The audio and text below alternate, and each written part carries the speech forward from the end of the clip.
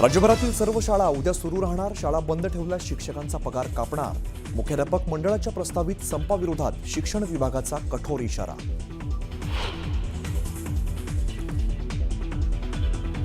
मुंबई पालिकेत शिवसेना उभाटा काँग्रेससोबत आघाडी करणार. आघाडीबाबत उद्धव ठाकरेंची दिल्लीत खरगेंसोबत बैठक होणार. सूत्रांची माहिती.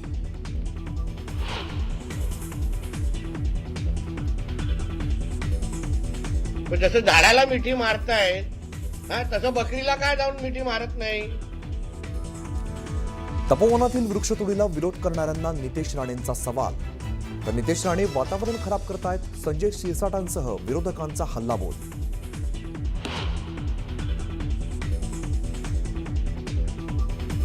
पुण्याच्या मुंडव्यातील जमीन गैरव्यवहार प्रकरणी शीतल तेजवानीला 11 डिसेंबरपर्यंत पोलीस कोठडी. तपासात तेजवानी सहकार्य करत नसल्याचा पोलिसांचा दावा.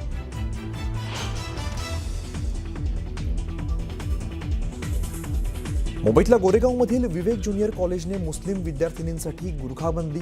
मुस्लिम विद्यार्थिनींकडून नाराजी व्यक्त.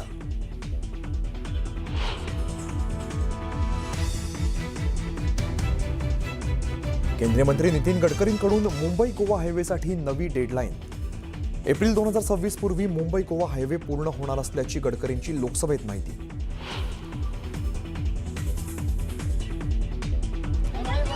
मुंबईतल्या राणीच्या बागेत 1.5 महिन्यात 2 वाघांचा मृत्यू.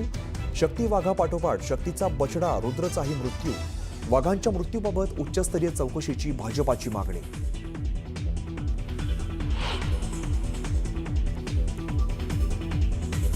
जैन मुनी निलेशचंद्र कबुतरांसाठीचा लढा अधिक प्रभावी करणार. कबुतरखाने वाचवण्यासाठी उद्या निलेश मुनींकडून व्याख्यानाचं आयोजन. तर 7 डिसेंबरला जैन समुदायाचा मोर्चा.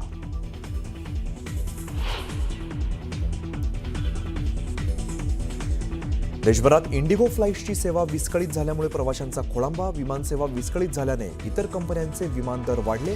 विमानानं प्रवास करणाऱ्या प्रवाशांना मोठा फटका.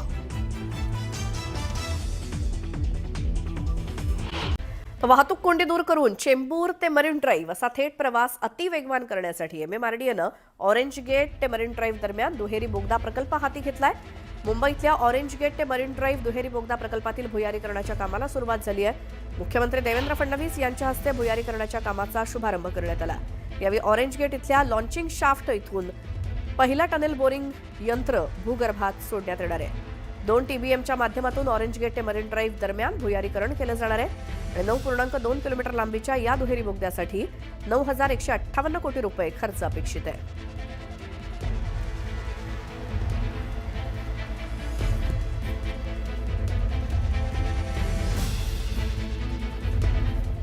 डिसेंबर 28 पर्यंत याचं काम पूर्ण करायचं संकल्पित करण्यात आलेलं आहे.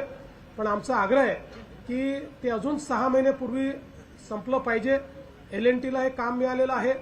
त्यांची पहिली टनेल बोरिंग मशीन ही आज आपण या ठिकाणी लॉन्च केली आहे. ती यापूर्वी देखील आपल्या ज्या कोस्टल रोड करता मशीन वापरण्यात आलेली आहे. त्याच्यामुळे त्याचा अनुभव आहे आणि मला असं वाटतं की अत्यंत वेगानं हे काम ते पूर्ण करतील. हा TBMचा जो मावळा आहे हा देखील या ठिकाणी हा 9 किलोमीटरचं जे टनेल आहे हा एकदम युद्ध पातळीवर जसं मुख्यमंत्री म्हणाले की 6 महिने अगोदर आम्ही अपेक्षा याची धरतोय. यामुळे पूर्णपणे वाहतूक कोंडी दूर होईल. पेट्रोल, डिझेल, CNG सगळं वाचेल. प्रदूषण कमी होईल आणि लोकांना तिकडे कार्यालयात ऑफिसमध्ये जाताना देखील वेळ वाचेल. त्यांचा घरी जातानाही वेळ वाचेल आणि त्यामुळे एक वेळ वाचवणारा अतिशय मोठा प्रकल्प, महत्वाकांक्षी प्रकल्प आज सुरू होतोय.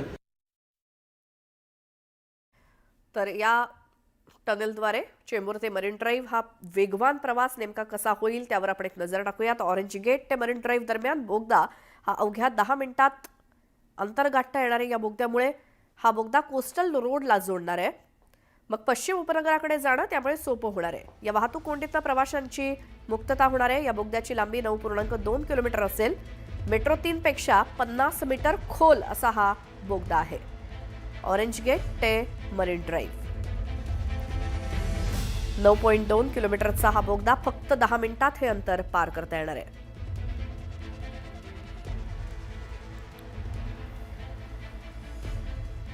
ज्याचं खोदकाम आजपासून सुरू झालेलं आहे. चेंबूर ते मरीन ड्राईव्ह असा हा वेगवान प्रवास मुंबईकरांचा आणि वाहतूक कोंडीपासून सुद्धा सुटका होणार आहे. कारण ऑरेंज गेट ते मरीन ड्राईव्ह दरम्यान हा बोगदा किंवा हे अंतर अवघ्या 10 मिनिटात गाठता येणार आहे. हा बोगदा कोस्टल रोडला जोडला जाईल, त्यामुळे पश्चिम उपनगराकडे जाणं सोपं होणार आहे. वाहतूक कोंडीतनं प्रवाशांची सुटका होणार आहे. 9.2 किलोमीटर लांबीचा हा मार्ग असेल, जे अंतर 10 मिनिटात पार करता येईल. मेट्रो 3 पेक्षा 50 मीटर खोल हा बोगदा असेल. नाशिकच्या तपोवन वाचवा मोहिमेमध्ये आता नागरिकांसोबतच बोलके बाहुले देखील सहभागी होत आहेत. प्रशासनानं झाडं न तोडता कुंभमेळा करावा. झाडं आमचा श्वास आहे, आमचं भविष्य आहे, असं आवाहन पम्या नावाच्या बोलक्या बाहुल्यानं केलंय. तपोवनातील या आंदोलनामध्ये सहभागी झालेल्या पम्याशी बातचीत केली आमचे प्रतिनिधी लक्ष्मण घाटोळ यांनी. आता ही जी काही सध्या आता आपण प्रश्न उत्तराकडे जाऊ थेट, आणि तुला मला हे विचारायचं आहे, ही जी काही मोहीम सुरू आहे नाशिकमध्ये सेव तपोवन नावाची, तू का आला इथे या मोहिमेत सहभागी व्हायला? मी या मोहिमेत मी आहे ना इथं आपले जे नाशिकचे झाड आहे ते मी वाचवायला आलो आहे. हा, हे जे सेव तपोवन हे जे आपलं मिशन आहे ते आम्ही पार पाडून राहणार. हा, आता हे झाडं तोडत असताना मुख्यमंत्री किंवा राज्यातले नेते असं म्हणताय की हे झाडं 10 वर्षापूर्वीचे छोटे झाडं आहे, हे काढले तर काही फरक पडत नाही. तुला काय वाटतंय? आपण झाडं तर झाडच आहे ना, ते 10 वर्षाचे असो किंवा 50 वर्षाचे, झाडं तर झाडच आहे, तोडून फायदा काय मग? बरं, आता पम्या आपण आणखी थोडंसं हे जंगल बघत जाणार आहोत. माझ्या मागच्या बाजूला हे सगळं जंगल आहे. हा पम्या देखील आपल्याबरोबर या सगळ्या तपोवनातली ही झाडं बघतोय.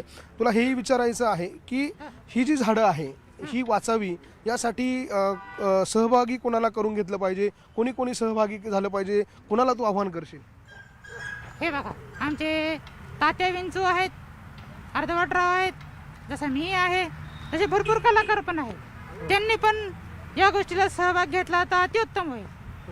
हा, तुझी भावना काय आहे परंतु ह्या झाडांच्या बाबत, आणि ह्या सगळ्या झाडं तोडली जात आहे, तोडतंय प्रशासन, तोडू पाहतंय, त्यांना तुला काय सांगायचं आहे? पण झाडं तोडून भेटणार काय आहे मला ते कळत नाही. नाशिककर सध्या या झाडांना मिठी मारताय. हे झाड तुझ्या शेजारी आहे आणि तू देखील या झाडाला मगापासून मिठी मारतोय. तुला नेमकं काय सांगायचं यातून? हो, पण ते बोलू नाही शकत, स्वतःचं दुःख व्यक्त नाही करू शकत. मग आपण त्यांना मिठी मारून वाचवू शकतो ना. हा, तेवढाच एक प्रयत्न करू शकतो. प्रशासनाने एवढंच आव्हान आहे, प्लीज आमची झाडं तोडू नका. आमचं जे ऑक्सिजन लेवल आहे ते कमी करू नका, प्रदूषण वाढवू नका, प्लीज झाडं वाचवा, नाही तर तुमचा ओम फट स्वाहा. आपण बघतोय झाडं वाचवा नाही तर ओम फट स्वा अशा प्रकारचा संदेश या निमित्तानं याच्याकडनं मिळताना आपल्याला पाहायला मिळतोय. आणि एकूणच या सगळ्या मोहिमेमध्ये आता वेगवेगळे कलाकार जे आहे ते देखील सहभागी होताना पाहायला मिळत आहे. लक्ष्मण घाटोळ, न्यूज 18 लोकमत, नाशिक. दरम्यान करुणा मुंडे यांनी सुद्धा प्रतिक्रिया देत तपोवनातील वृक्षतोडीबाबत निषेध व्यक्त केलाय.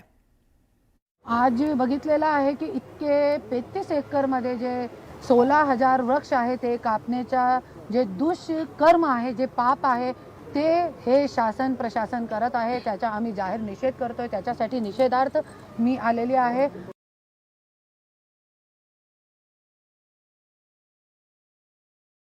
साधू संत जे असते त्यांचा नेचर आहे वनमध्ये राहण्याचा, तो तुम्ही टेंटची व्यवस्था करा.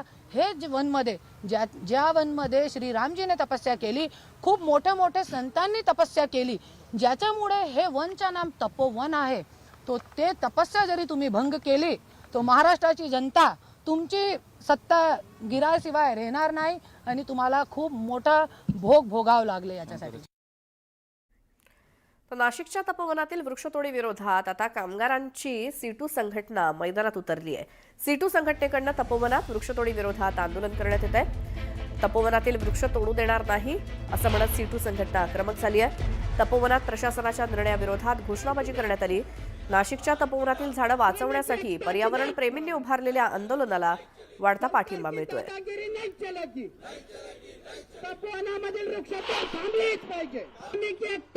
आम्ही त्यांना इशारा देण्यासाठी आलेलो आहोत की फक्त ही पर्यावरणवादी कार्यकर्त्यांची चळवळ नाही आहे, हा त्यांचा प्रश्न नाही. या नाशिक शहरातल्या 22 लाख लोकांचा प्रश्न आहे. आणि कामगार वर्गसुद्धा याच्यामध्ये अत्यंत महत्त्वाचा घटक आहे. आम्ही हे सांगण्यासाठी आलेलो आहोत की फसवणूक करून हे तपोवन उद्ध्वस्त करण्याचा जर प्रयत्न कराल तर तुमच्या घरापर्यंत, तुमच्या कार्यालयापर्यंत आम्ही घुसू. वेगवान, सुरक्षित आणि वक्तशीरपणासाठी विमानाचा प्रवास ओळखला जातो. पण सध्या देशातल्या इंडिगो एअरलाईन्सची अवस्था अतिशय बिकट झाली आहे. गावखेड्यात बसची तासनतास वाट पाहत ताटकळत जसं थांबावं लागतं, अगदी तसं विमान प्रवाशांचं झालंय. हे का आणि कशामुळे झालं जाणून घेऊया या रिपोर्टमधून. मेरा फ्लाइट कल 5:30 PM को शेड्यूल था. एयरपोर्ट पे 3:30 PM को पहुंचा, पता चला कि फ्लाइट कैंसिल हो गया. नेक्स्ट फ्लाइट रीशेड्यूल किया गया था 1:30 AM को, भी कैंसिल हो गया. उसके बाद मुझे नया फ्लाइट दिया गया था 6:15 PM को आज को. एंड अपेरेंटली वो फ्लाइट भी अभी डिले हो चुका है टू 8:25 और 8:30 PM.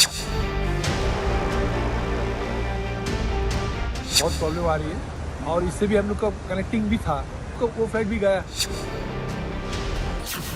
इंडिगोच्या विमानाचा खोळंबा, लाखो प्रवाशांना मनस्ताप. विमानसेवा सुरळीत कधी होणार?